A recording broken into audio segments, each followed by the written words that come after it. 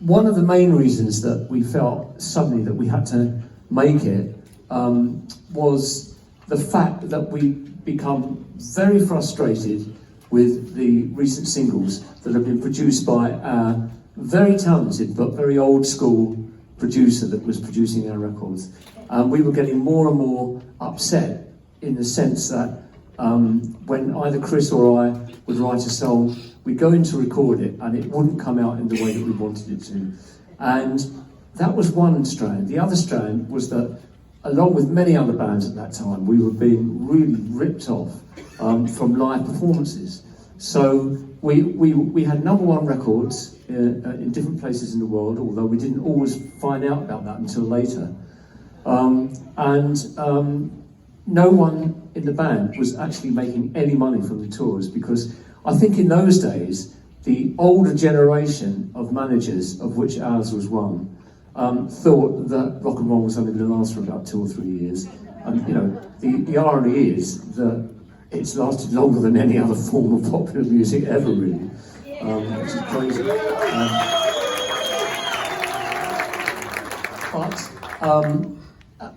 So that they were ripping us off. And Chris and I were fine as writers because we had honest publishers, and so we were getting writing royalties coming through, but the rest of the guys weren't getting anything really, just breaking even.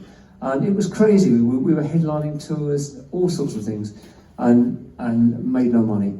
And I always remember our guitar player coming up to us one day and saying, "Listen, I'm getting married and I've got no money. I've got to leave the band." And Chris and I got together and we thought, if this means that the band might actually at that point break up, we have to try and make an album ourselves and produce an album ourselves.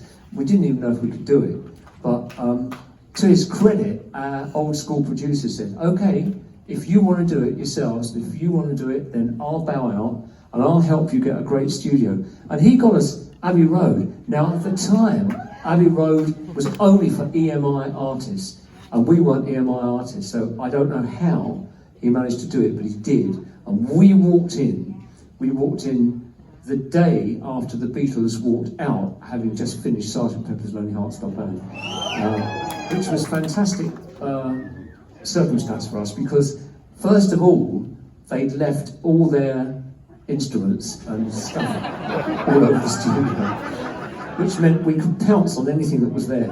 And one of the sounds which became a bit of a signature sound on about half the album was the mellotron. And I'd never seen a mellotron before, but it was there, and coupled with the fact that the Beatles had also got the Abbey Road technicians to create an extra couple of tracks. So instead of 4 tracks, we were able to record on about 6 or 7 tracks.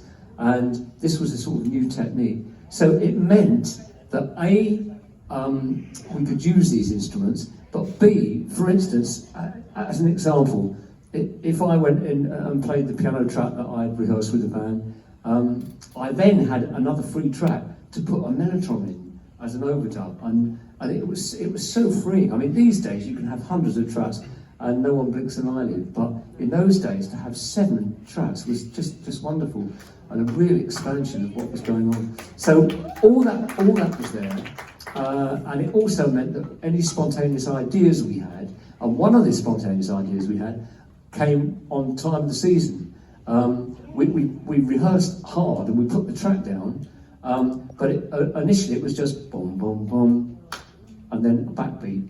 And as we were listening through to it, I said to Hugh, "Do you know what? Can you hear this? I can hear a clap before the backbeat and a afterwards. What do you think?" And he said, "Well, you do it. You go in, you know what you want. So just give it a go. And if it's crap, then we'll forget it." You know? So anyway, we did it once through. Didn't think anything about it, and it became a real signature part of the record. So it was those sort of things that also were open to us, and we loved the album that we made. We were really excited about it. We put it out, and the first single, and we said we will stay together if the first single was a hit, but the first single wasn't a hit. So the band duly at that point broke up, and Chris and I went on to form my second band Argent, and also which Chris was a silent member of. He didn't play bass, but anyway, we'll come to that. We thought that was the end of the album, and we were saying goodbye to it, even though we thought it was the best we could do at the time. But then Al Cooper, a really hot producer at the time, came over, picked up 200 albums in the UK, and went back to Clive Davis at CBS, and he said, "I've picked up 200 albums, but there's just one that you have to buy, no matter who's got it." And Clive Davis said, "Well, we've got it, but we didn't think it was commercial, so we passed." And he said, "Well, you can't pass on it. You have to release this album." So he said, okay. So they released it. Clive chose the first two singles, and neither of them were hits. And then he went to Al and said, "Well, look, we've given you a chance, and it's not a hit, so we're going to move on." And Al said, "Listen, I have to have my choice now, just once. Give me my choice." He said, "You must release Time of the Season." So they released Time of the Season, and for a month or two, nothing really happened. But one DJ in Idaho, in Boise, Idaho, actually picked up on this album and played it to death. And people started to really, really respond, and it caught on like wildfire until eventually it reached in Cashbox. In Billboard, I think it reached number 2 in the USA. In Cashbox, it reached number 1. And number 1 in the USA was published in Cashbox on the very day, to the day, 50 years before the date we were inducted into the Rock and Roll Hall of Fame.